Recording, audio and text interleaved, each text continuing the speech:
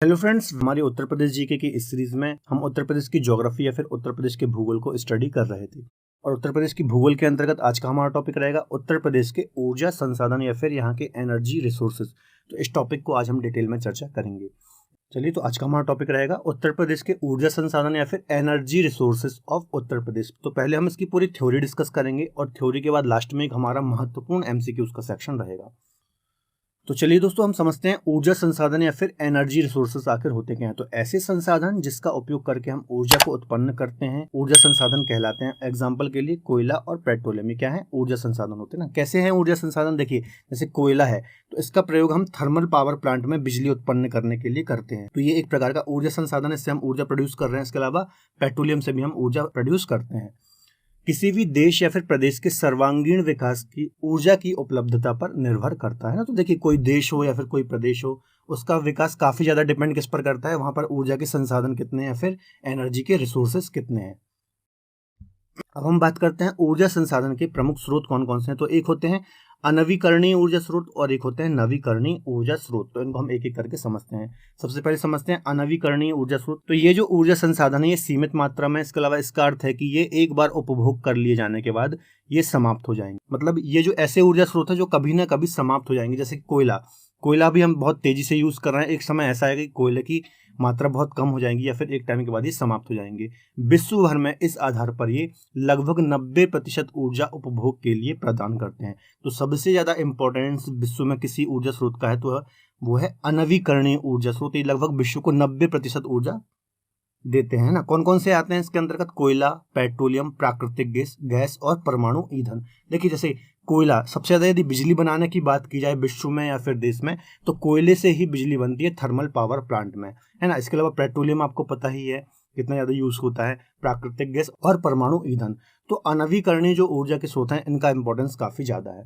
इसके अलावा नवीकरणीय के अंतर्गत क्या आते हैं? ये ऐसे ऊर्जा स्रोत हैं जो कि प्राकृतिक स्रोतों पर निर्भर है ना। तो जो प्राकृतिक स्रोतों से जो हम ऊर्जा प्रोड्यूस करते हैं उसे हम नवीकरणीय ऊर्जा स्रोत के अंतर्गत रखते हैं। जैसे जल का प्रयोग करके हम विद्युत बनाते हैं, जो सनलाइट है उसका प्रयोग करके हम सौर ऊर्जा बनाते हैं। ठीक है, अगला पॉइंट इसमें है यह कभी भी समाप्त नहीं हो सकते और लगातार इसमें नवीनीकृत किया जा सकता है ना। ये ऐसे ऊर्जा स्रोत होता है जिनकी समाप्ति कभी नहीं होगी। जैसे कि सन है तो ये सन कभी खत्म नहीं होने वाला, हमें सौर ऊर्जा लगातार मिलती रहेगी। जल है तो ये जल भी हमें लगातार मिलता रहेगा और इससे हम बिजली बनाते रहेंगे। इसके अलावा पवन है तो पवन ऊर्जा के थ्रू भी हम बिजली बनाते हैं। भूतापीय ऊर्जा है, बायोमास है, बायोगैस है। तो ये जो नवीकरणीय ऊर्जा है ये ऐसे सोर्स होते हैं जो कि कभी समाप्त नहीं होने वाले और इससे हम लगातार उपभोग करते रहेंगे।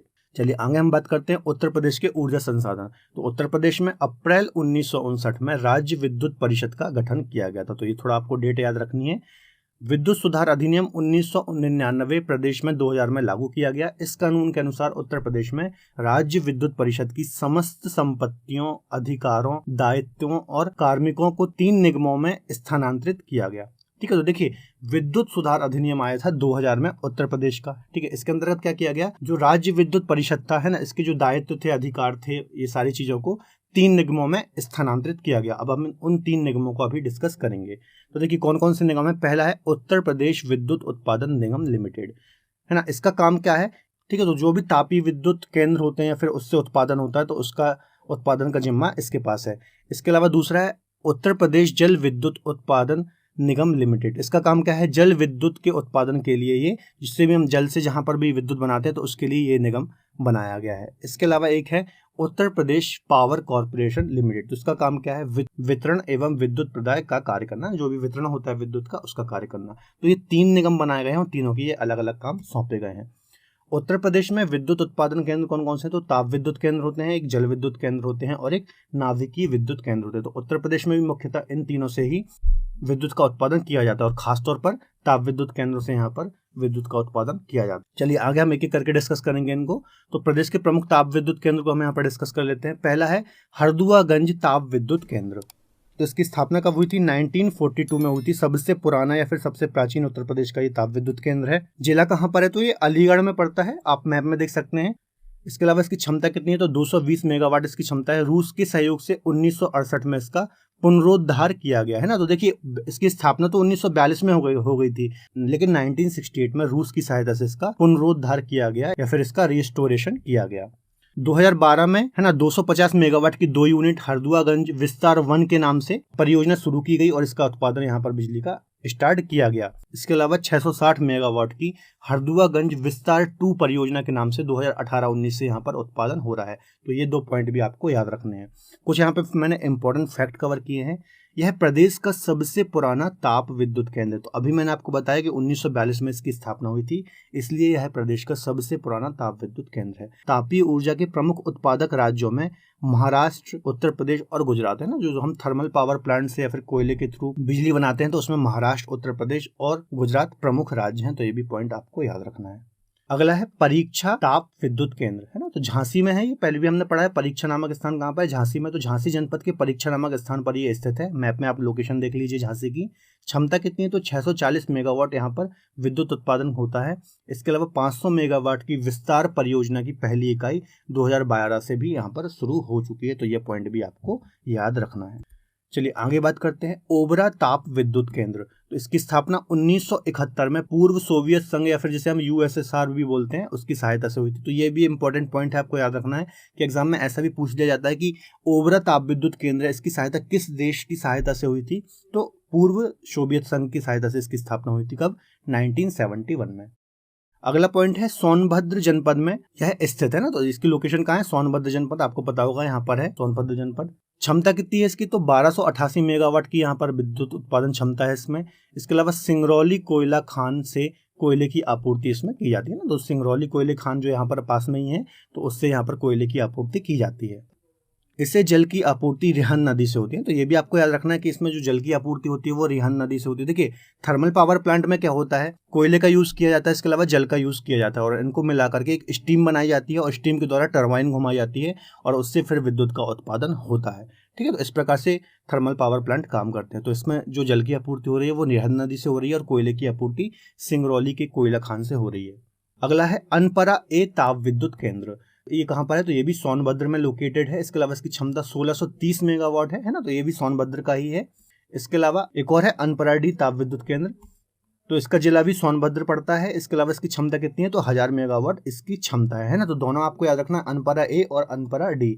इसके अलावा इस परियोजना की 500 मेगावाट की प्रथम यूनिट 31 मार्च 2015 से शुरू हो गई है ना। तो इसकी जो एक यूनिट है वो 500 मेगावाट जिसकी क्षमता है, तो 2015 31 मार्च से स्टार्ट हो चुकी है। एक इंपॉर्टेंट फैक्ट मैंने यहाँ पर कवर किया, यह है ताप विद्युत केंद्र जापान के JVIC कंपनी के सहयोग से स्थापित किया गया है ना। तो ये इंपॉर्टेंट फैक्ट मैंने यहाँ कवर किया है, तो आपको याद रखना है। चलिए अगला है मेजा ताप विद्युत परियोजना। तो इसका जिले की बात करूँ तो प्रयागराज की मेजा तहसील में ये सिचुएटेड है ना। आप यहाँ पे देख लीजिए मैप में लोकेशन, प्रयागराज जिले में स्थित है। इसके अलावा इसकी क्षमता की बात करूँ तो 1320 मेगावाट की इसकी टोटल क्षमता है। भारत सरकार और उत्तर प्रदेश सरकार की संयुक्त परियोजना या फिर भारत सरकार का जो NTPC उपक्रम है और उत्तर प्रदेश सरकार है उसकी ये संयुक्त परियोजना है या फिर जॉइंट प्रोजेक्ट है। इसके अलावा अप्रैल 2019 से एक अन्य इकाई 660 मेगावाट का उत्पादन यहाँ पर शुरू हो चुका है। तो ये सारे पॉइंट आपको याद रखना है, जिला याद रखना है। इसके अलावा भारत सरकार और उत्तर प्रदेश की संयुक्त परियोजना है और आपको इसकी क्षमता भी याद रखना है, एग्जाम में पूछ लिया जाता है। अगला है घाटमपुर परियोजना। तो इसका जिला कौन सा है? कानपुर नगर जनपद के रामाबाई नगर में ये सिचुएटेड है। तो ये आप लोकेशन देख लीजिए मैप में। इसके अलावा क्षमता की बात करूँ तो 1980 मेगावाट इसकी क्षमता है। उत्तर प्रदेश सरकार और नेवेली लिग्नाइट की संयुक्त परियोजना है ये। ठीक है, तो उत्तर प्रदेश सरकार और जो नेवेली लिग्नाइट है उसकी ये संयुक्त परियोजना है। कुछ यहाँ पे इंपॉर्टेंट फैक्ट मैंने कवर किए। प्रदेश में NTPC द्वारा संचालित जो गैस आधारित संयंत्र है, देखिए जो यहाँ पर ताप विद्युत केंद्र है वो 2 प्रकार के हैं, एक तो गैस आधारित हैं और एक तो कोयला आधारित है। तो जो गैस आधारित संयंत्र है वो कौन कौन से हैं? औरैया ताप विद्युत केंद्र है ना, औरैया में है। आंवला ताप विद्युत केंद्र ये बरेली में है। इसके अलावा दादरी ताप विद्युत केंद्र ये गौतम बुद्ध नगर में। तो ये आपको 3 याद रखना है, ये गैस आधारित संयंत्र है। इसके अलावा आगे हम देखते हैं निजी क्षेत्र के प्रमुख ताप विद्युत केंद्र जो है उनको हम देख लेते हैं ना। अभी हमने सार्वजनिक क्षेत्र के थे, अब हम निजी क्षेत्र के देखते हैं। तो एक है रोजा ताप विद्युत केंद्र, एक है बारा ताप विद्युत केंद्र और एक है ललितपुर ताप विद्युत केंद्र। ये सारे निजी क्षेत्र के अर्थात प्राइवेट कंपनियों के द्वारा संचालित है। तो देखिए पहले हम रोजा ताप विद्युत केंद्र की बात करते हैं। तो इसका जिला कौन सा है? शाहजहांपुर में ये स्थित है। इसके अलावा इसकी क्षमता कितनी है? तो 300 मेगावाट कि 4 इकाइयां यहाँ पर कार्यरत हैं। आदित्य बिरला ग्रुप द्वारा इसकी स्थापना की गई थी, किंतु 2006 में इसे रिलायंस ग्रुप ने अधिग्रहित कर लिया। ठीक है, तो इसकी स्थापना तो आदित्य बिरला ग्रुप ने की थी, लेकिन बाद में 2006 में इसे रिलायंस ग्रुप ने अधिग्रहित कर लिया। तो ये काफी इंपॉर्टेंट फैक्ट बन जाता है, सीधा सा एग्जाम में पूछ लिया जाएगा। तो इसकी लोकेशन भी आपको याद रखना है, ईयर भी याद रखना है। अगला है 12 ताप विद्युत केंद्र। तो इसका जो जिला है कहाँ पर है, ये प्रयागराज जनपद में स्थित है, 12 तहसील में प्रयागराज की। क्षमता की बात करूं तो 660 मेगावाट की 3 इकाइयां यहाँ पर कार्य कर रही हैं। जेपी समूह के द्वारा ये संचालित है। ठीक है, तो ये भी आपको याद रखना। देखिए प्राइवेट है इसलिए आपको समूह का नाम भी याद रखना है, इसके अलावा जिला भी याद रखना है। अगला है ललितपुर ताप विद्युत केंद्र। तो ललितपुर में ये सिचुएटेड है। इसके अलावा इसकी क्षमता 660 मेगावाट की 3 इकाइयां हैं और बजाज ग्रुप के द्वारा ये संचालित है ना। तो तीनों को आपको याद रखना है। रोजा किसके द्वारा संचालित है वर्तमान में, रिलायंस ग्रुप के द्वारा। 12 ताप विद्युत केंद्र जेपी के द्वारा संचालित है और ललितपुर ताप विद्युत केंद्र बजाज ग्रुप के द्वारा संचालित है। तीनों के आपको जिले भी याद रखने हैं और किस ग्रुप के द्वारा संचालित है ये भी आपको याद रखना है। कई बार एग्जाम में पूछा गया है और आगे भी पूछा जाएगा। इसके अलावा 660 मेगावाट की प्रथम यूनिट सितंबर 2015 से यहाँ पर चालू की गई है, एक और है ना। तो ये भी आपको पॉइंट याद रखना है। अगला है उत्तर प्रदेश की प्रमुख जल विद्युत परियोजना या फिर हाइड्रो इलेक्ट्रिक प्रोजेक्ट। तो पहली है रिहंद्र जल विद्युत परियोजना। तो इसका जिला आपको पता ही होगा, हमने पहले भी चर्चा की है। सोनभद्र जिले के पीपरी नामक स्थान में ये स्थित है। सोन की जो सहायक नदी है रिहंद नदी है। चलिए यहाँ पे मैं आपसे एक क्वेश्चन पूछता हूँ कि सोन नदी पे कौन सा एक डैम स्थित है या फिर कौन सी परियोजना स्थित है। इसके अलावा सोन नदी का उद्गम कहाँ से होता है। तो ये दो आप क्वेश्चन के आंसर मुझे आप कमेंट बॉक्स में जरूर दीजिए। हमने प्रीवियस लेक्चर में बहुत डिटेल में चर्चा की हुई है। आगे इसकी क्षमता की बात करूं तो 30 लाख किलोवाट इसका उत्पादन क्षमता है। 50-50 मेगावाट की 6 इकाइयां यहाँ पर कार्यरत हैं। तो ये भी आपको याद रखना है कितनी इकाइयां हैं और कितने कितने मेगावाट की हैं। इस परियोजना को गोविंद बल्लभ पंत सागर परियोजना के नाम से भी जाना जाता है। तो बहुत इंपॉर्टेंट पॉइंट है ना, जो कि प्रदेश के पहले मुख्यमंत्री थे उसके नाम पर ही इसका नाम रखा गया है। उत्पादित विद्युत रेणुकूट के एल्यूमिनियम उद्योग, चुर्क के सीमेंट उद्योग, मध्य भारत के रेल मार्गों आदि का विद्युत आपूर्ति इससे की जाती है ना। तो इस जो ये परियोजना है इससे किस किस में विद्युत सप्लाई की जाती है। तो जो एल्यूमिनियम उद्योग इंस्टॉल है रेणुकूट में, इसके अलावा चुर्क में जो सीमेंट उद्योग है और भारत में जो रेल मार्ग है मध्य भारत के, वहां पर इस परियोजना से विद्युत की आपूर्ति की जाती है।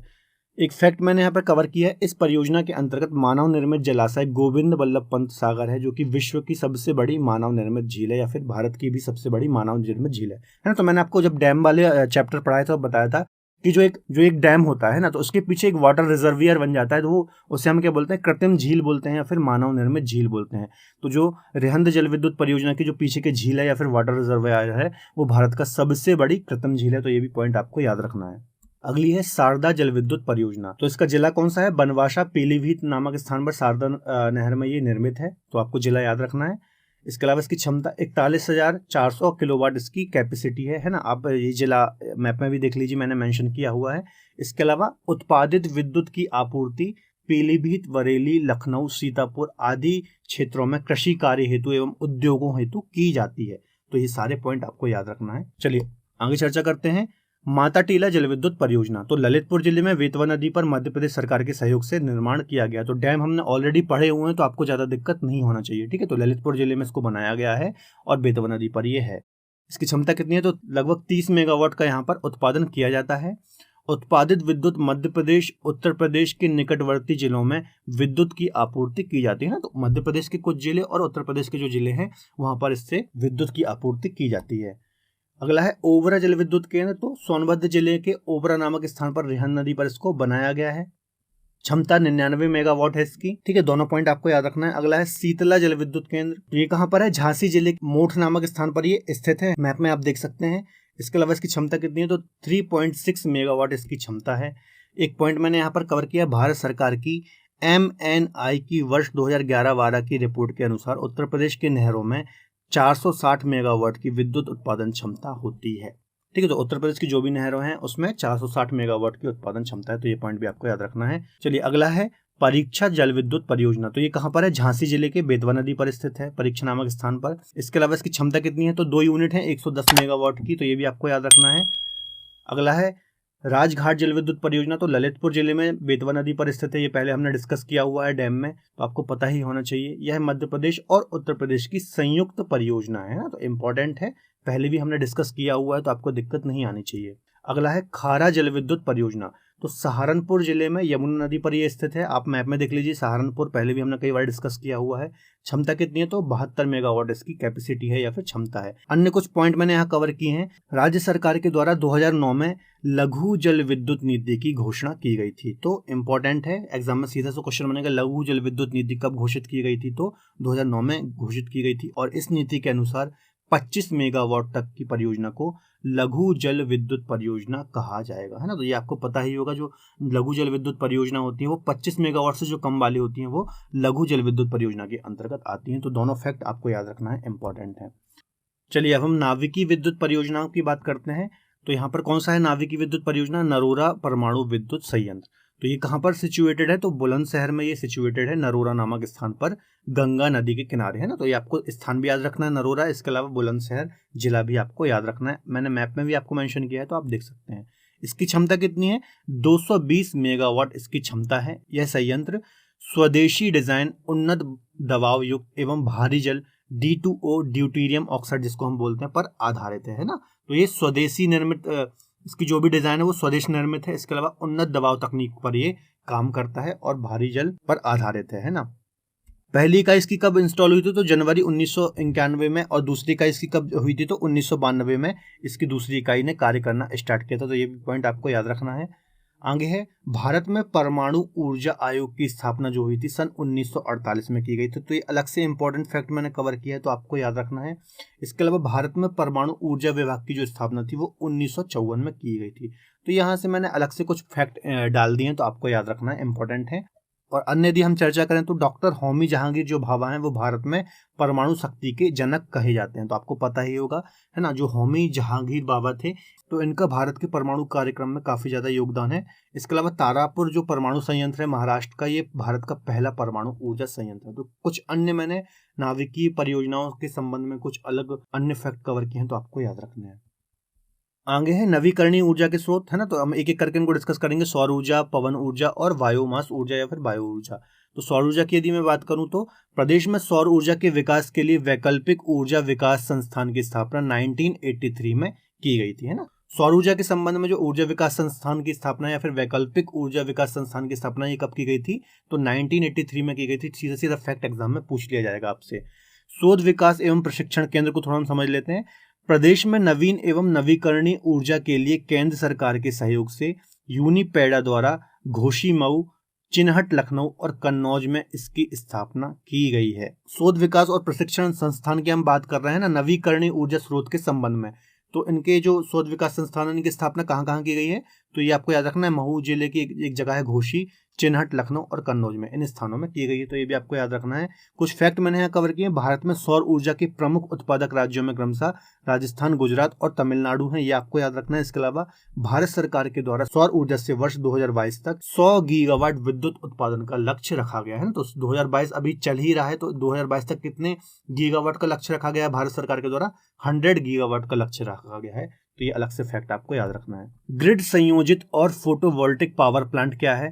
तो अनुसंधान परियोजना के तहत 1992 में मऊ जनपद के सरायवादी गांव, अलीगढ़ जनपद के कल्याणपुर गांव, बस्ती जनपद के हरैया गांव में 100 मेगावाट क्षमता की ग्रिड संयोजित फोटोवोल्टिक पावर प्लांट की स्थापना की गई है ना। तो सौर ऊर्जा जिससे हम बनाते हैं तो उसकी स्थापना इन जगहों पर की गई है, तो आपको याद रखना है।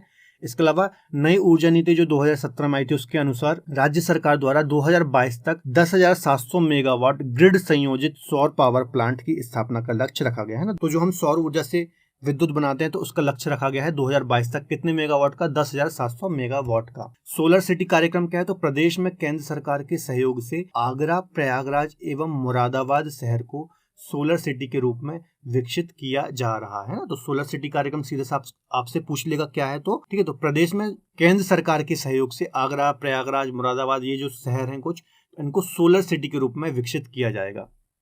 केंद्र सरकार की सोलर पार्क योजना के अंतर्गत प्रदेश के जालौन, कानपुर, देहात, मिर्जापुर, प्रयागराज जिलों में सोलर पार्क स्थापित किए जाएंगे। ठीक है। तो एक और है सोलर पार्क योजना केंद्र सरकार की, तो इन जिलों में या फिर जनपद में सोलर पार्क स्थापित किए जाएंगे। तो यहाँ पे मैंने मैप में भी मेंशन किया है, आपको याद रखना है। चलिए आगे बात करते हैं पवन ऊर्जा या फिर विंड एनर्जी की। तो केंद्र सरकार की एक संस्था है MNIE की एक रिपोर्ट के अनुसार प्रदेश में 80 मीटर की ऊंचाई पर पवन ऊर्जा से 1260 मेगावाट विद्युत उत्पादन की क्षमता मौजूद है ना। तो देखिए एक संस्था है केंद्र सरकार की, इसने अपनी एक रिपोर्ट में कहा है कि जो प्रदेश है वहां पर 80 मीटर की ऊंचाई पर लगभग 1260 मेगावाट की विद्युत क्षमता मौजूद है। तो ये आपको याद रखना है।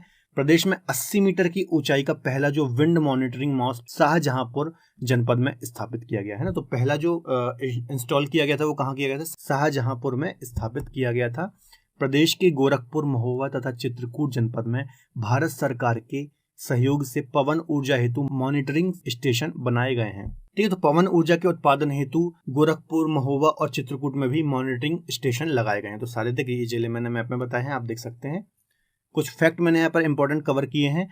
देश में पवन ऊर्जा से तापीय एवं जल विद्युत के बाद सर्वाधिक ऊर्जा का उत्पादन किया जाता है ना। तो देश में सबसे ज्यादा किससे किया जाता है? तापीय विद्युत केंद्रों से किया जाता है, थर्मल पावर प्लांट से किया जाता है, फिर जल विद्युत से किया जाता है, उसके बाद पवन ऊर्जा से विद्युत का उत्पादन किया जाता है। पवन ऊर्जा के उत्पादन में तमिलनाडु पहले स्थान पर है, इसके बाद क्रमशः महाराष्ट्र और गुजरात आते हैं। तो ये भी इंडियन ज्योग्राफी के कुछ फैक्ट मैंने कवर किए हैं, तो आपको याद रखने हैं। आगे है बायोमास एनर्जी या फिर बायोमास ऊर्जा। वन, कृषि, उद्योग आदि के जो अवशिष्ट होते हैं उससे जो हम ऊर्जा उत्पन्न करते हैं उसे हम बायोमास ऊर्जा कहते हैं ना। देखिए जो भी हम वन हो गए, कृषि हो गई, कृषि में बहुत सारे अवशिष्ट पदार्थ निकलते हैं, उद्योगों में बहुत सारे अवशिष्ट पदार्थ निकलते हैं, तो उससे हम जो बिजली का उत्पादन करते हैं उसे हम बायोमास ऊर्जा कहते हैं। प्रदेश में कृषि अवशिष्टों पर आधारित निजी क्षेत्र में 2 बायोमास इको पावर प्लांट हैं। कहाँ कहाँ पर है? मथुरा में है 16 मेगावाट का और कानपुर में है 15 मेगावाट का। तो दोनों इंपॉर्टेंट हैं, आपको याद रखना है। प्रदेश में 2008 में गाजीपुर शहर के राइस प्रोसेसिंग प्लांट में 15 मेगावाट का combustion waste biomass power project के तहत लगाया गया। ठीक है, तो देखिए 2008 में गाजीपुर में एक राइस प्रोसेसिंग प्लांट लगाया गया था। इसमें जो विद्युत उत्पादन, जो इसमें विद्युत सप्लाई की जाती है वो कंबशन, जो यहाँ पर एक बायोमास पावर प्रोजेक्ट है उसके थ्रू की जाती है, जो कि 15 मेगावाट का है ना। तो आपको याद रखना है। कुछ फैक्ट अन्य यहाँ पे कवर किए हैं। भारत सरकार के द्वारा 2022 तक 175 गीगावाट विद्युत उत्पादन का लक्ष्य रखा गया है नवीकरणीय ऊर्जा स्रोतों से। इसके अलावा लखनऊ के चिड़ियाघर में एक राज्य स्तरीय ऊर्जा पार्क की स्थापना की गई है ना। तो ये सारे फैक्ट अन्य मैंने कवर किए हैं, तो आपको याद रखना है। उत्तर प्रदेश में ऊर्जा संसाधन के संबंध में कुछ अन्य महत्वपूर्ण तथ्य हैं। प्रदेश में सर्वाधिक जल विद्युत उत्पादन केंद्र ऊपरी गंगा नहर पर निर्मित है ना। तो ये इंपॉर्टेंट फैक्ट है, सीधा सा एग्जाम में क्वेश्चन पूछ लिया जाएगा। सर्वाधिक जल विद्युत केंद्र कहाँ पर स्थित है? तो ऊपरी गंगा नहर पर स्थित है। प्रदेश में विद्युत ऊर्जा का सर्वाधिक महत्वपूर्ण स्रोत तापीय ऊर्जा से होता है ना, मतलब थर्मल पावर प्लांट से सर्वाधिक विद्युत उत्पन्न की जाती है। मैंने आपको पहले ही बताया था ये पॉइंट। प्रदेश का पहला जो तैरता सौर ऊर्जा संयंत्र है वो कहाँ पर है? रिहंद बांध पर बनाया गया है। तो देखिए जो रिहंद डैम में गोविंद बल्लभ पंत सागर जो कृत्रिम झील है वहां पर एक तैरता हुआ सोलर पावर प्लांट इंस्टॉल किया गया है। ये हमने पहले भी चर्चा किया हुआ है, तो आपको याद रखना है। प्रदेश में राष्ट्रीय ताप विद्युत निगम एनटीपीसी की कुल 7 विद्युत उत्पादन केंद्र है, जिसमें से 3 गैस आधारित हैं और 4 कोयला के आधारित है। तो ये मैंने पॉइंट आपको पहले डिस्कस कराया, गैस आधारित कौन कौन से हैं, है ना। अब हम यहाँ पे कोयला आधारित डिस्कस कर लेते हैं जो कि एनटीपीसी के द्वारा संचालित है। तो एक है फिरोज गांधी ऊंचाहार ताप विद्युत परियोजना, ये रायबरेली में है। एक है टांडा ताप विद्युत केंद्र, ये अंबेडकर नगर में है। एक है सिंगरौली ताप विद्युत केंद्र, तो ये सोनभद्र में। और एक है रिहंद ताप विद्युत केंद्र, तो ये सोनभद्र में। ये कैसे हैं? कोयले आधारित हैं। उसके पहले गैस आधारित हमने 3 डिस्कस किए हुए हैं। गैर परंपरागत ऊर्जा स्रोत प्रदूषण रहित होते हैं। ठीक है, तो जो गैर परंपरागत स्रोत होते हैं वो प्रदूषण रहित होते हैं, मतलब प्रदूषण से फ्री होते हैं। तो चलिए दोस्तों, अब हम महत्वपूर्ण एमसीक्यूज क्वेश्चन को यहाँ पर डिस्कस कर लेते हैं। तो पहला क्वेश्चन है, ओबरा जल विद्युत केंद्र किस नदी पर बनाया गया है ना। तो इसका आंसर हो जाएगा सी, रिहंद नदी पर ये स्थापित है ओबरा जल विद्युत केंद्र, है ना। 1971 में रूस की सहायता से इंस्टॉल किया गया था। इसके अलावा अगला क्वेश्चन है, नरोरा आणविक संयंत्र कहाँ पर स्थित है? तो बुलंदशहर में स्थित है। कहाँ पर? नरोरा नामक स्थान पर ये स्थित है। इसके अलावा गंगा नदी के किनारे 220 मेगावाट विद्युत का उत्पादन इससे किया जाता है। अगला क्वेश्चन है, पवन ऊर्जा के उत्पादन में देश में पहले स्थान पर कौन सा राज्य है? तो इसमें आंसर हो जाएगा ए, तमिलनाडु राज्य, मैंने आपको बताया था। अगला क्वेश्चन है, रिलायंस समूह के द्वारा 1200 मेगावाट के ताप विद्युत संयंत्र की स्थापना कहाँ की गई है? तो इसका आंसर हो जाएगा, इसका आंसर बी हो जाएगा, रोजा ताप विद्युत केंद्र, है ना। कहाँ पर है ये? शाहजहांपुर में है। इसके अलावा अगला क्वेश्चन है, निम्न में से किस स्थान पर नाभिकीय ऊर्जा परियोजना स्थित है? तो इसका आंसर हो जाएगा नरोरा बुलंदशहर, है ना। ये मैंने क्वेश्चन देखिए ऑलरेडी जो आए हुए हैं, है ना, वही क्वेश्चन कवर किए हैं, तो बहुत ज्यादा इंपॉर्टेंट है एग्जाम की दृष्टि से। अगला क्वेश्चन है मादाटीला जल विद्युत परियोजना किस नदी पर स्थित है? तो मादाटीला जो है वो बेतवा नदी पर है और ललितपुर में इंस्टॉल है। 30 मेगावाट विद्युत का उत्पादन इससे किया जाता है। अगला क्वेश्चन है निम्नलिखित में से कौन सी तापीय परियोजना नहीं है ना, तो इसका आंसर ए ही हो जाएगा। जो रिहंद है ये जल विद्युत परियोजना है। अगला क्वेश्चन है ऊर्जा के किस रूप में प्रदूषण की समस्या नहीं होती है? तो देखिए कोयले से भी प्रदूषण होता है, परमाणु से भी होता है, पेट्रोल से भी होता है, सौर ऊर्जा से प्रदूषण नहीं होता है, तो इसका आंसर डी हो जाएगा। अगला क्वेश्चन है प्रदेश के किस नदी नहर पर सर्वाधिक जल विद्युत उत्पादन केंद्र हैं? तो इसका आंसर हो जाएगा ए ऊपरी गंगा नहर। ये लास्ट में मैंने आपको अलग से फैक्ट बताया था कि ऊपरी जो गंगा नहर है इस पर सर्वाधिक जल विद्युत उत्पादन केंद्र है। नेक्स्ट क्वेश्चन है प्रदेश में विद्युत ऊर्जा का सर्वाधिक महत्वपूर्ण स्रोत कौन सा है? तो विद्युत ऊर्जा का जो सर्वाधिक महत्वपूर्ण ऊर्जा स्रोत है वो कौन सा है? तापीय ऊर्जा है। देखिए प्रदेश में ही नहीं देश में और विश्व में जो सर्वाधिक ऊर्जा का स्रोत है वो तापीय ऊर्जा ही है, और खासतौर पर थर्मल पावर प्लांट और जो कि कोयले के थ्रू हम बिजली बनाते हैं उससे सर्वाधिक विद्युत का उत्पादन होता है। 60% से भी ज्यादा जो विद्युत का उत्पादन होता है वो थर्मल पावर प्लांट या फिर कोयले के द्वारा ही होता है। अगला क्वेश्चन है प्रदेश में निम्न तापीय संयंत्रों में कौन एनटीपीसी का नहीं है? तो इसका आंसर हो जाएगा ऊंचाहार है, टाडा है ना, ओबरा इसका आंसर हो जाएगा, ओबरा नहीं है। अगला क्वेश्चन है शीतला जल विद्युत परियोजना स्थित है, तो कहां पर स्थित है? तो झांसी पर ये स्थित है शीतला जल विद्युत परियोजना।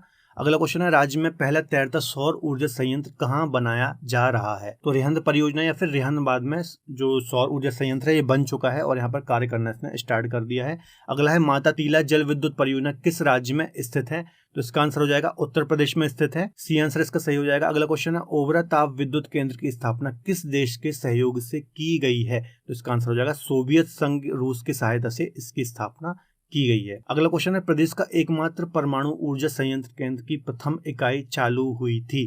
तो इसका आंसर हो जाएगा, ये मैंने आपको डिस्कस किया था, 1991 में है ना, बुलंदशहर में है, नरोरा नामक स्थान में 1991 से इसकी प्रथम इकाई स्टार्ट हुई थी। अगला क्वेश्चन है प्रदेश में वैकल्पिक ऊर्जा के विकास के लिए वैकल्पिक ऊर्जा विकास संस्थान की स्थापना कब की गई? तो इसका आंसर हो जाएगा वी 1983 में की गई। अगला क्वेश्चन है निम्नलिखित एनटीपीसी संयंत्रों में से कौन सी गैस आधारित नहीं है? तो ये मैंने आपको बताया था कौन कौन सी गैस आधारित है और कौन कौन सी कोयला आधारित है। तो इसका आंसर हो जाएगा औरैया गैस आधारित है, आंवला गैस आधारित है और दादरी भी गैस आधारित है। तो इसका आंसर हो जाएगा डी टाडा, ये कोयला आधारित संयंत्र है। अगला है 12 ताप विद्युत केंद्र किस जिले में स्थित है? तो 12 ताप विद्युत जो केंद्र है ये प्रयागराज में स्थित है और किस समूह के द्वारा ये संचालित है? तो जेपी समूह के द्वारा ये संचालित है। अगला क्वेश्चन है भारत में परमाणु ऊर्जा आयोग की स्थापना कब की गई? तो इसका आंसर हो जाएगा 1948 में। अगला क्वेश्चन है भारत में परमाणु ऊर्जा आयोग की स्थापना कब की गई? तो इसका आंसर हो जाएगा बी 1948 में की गई। इसके अलावा ऊर्जा विभाग की स्थापना कब की गई थी? तो 1954 में की गई थी। ठीक, और जो परमाणु कार्यक्रम के जनक कहे जाते हैं वो होमी जहांगीर भाभा कहे जाते हैं। अगला क्वेश्चन है भारत में सौर ऊर्जा के उत्पादन में प्रथम स्थान पर कौन है? तो इसका आंसर हो जाएगा ए तमिलनाडु है। ये सारी चीजें मैंने आपको डिस्कस कराई थी। अगला क्वेश्चन है नरोरा परमाणु ऊर्जा संयंत्र किस नदी के किनारे स्थित है? तो इसका आंसर हो जाएगा बी गंगा नदी के किनारे स्थित है। ये पॉइंट भी मैंने आपको बताया था। भारत का प्रथम परमाणु ऊर्जा संयंत्र किस राज्य में है? तो महाराष्ट्र में है ना, तो कौन सा है? महाराष्ट्र में है, तारापुर। बी आंसर इसका सही हो जाएगा। तारापुर भारत का पहला परमाणु ऊर्जा संयंत्र है। और लास्ट क्वेश्चन है परीक्षा ताप विद्युत केंद्र किस जिले में है? तो इसका आंसर हो जाएगा डी झांसी में स्थित है ना। इससे जो 640 मेगावाट विद्युत का उत्पादन किया जाता है। तो दोस्तों ये थे हमारे 24 महत्वपूर्ण एमसीक्यूज क्वेश्चन जो कि ऑलरेडी एग्जाम में आए हुए हैं और एग्जाम की दृष्टि से बहुत ज्यादा इंपॉर्टेंट हैं। कुछ क्वेश्चन से मैंने यहाँ पर इंडियन ज्योग्राफी के भी कवर किए हैं ताकि आपका रिवीजन हो जाए।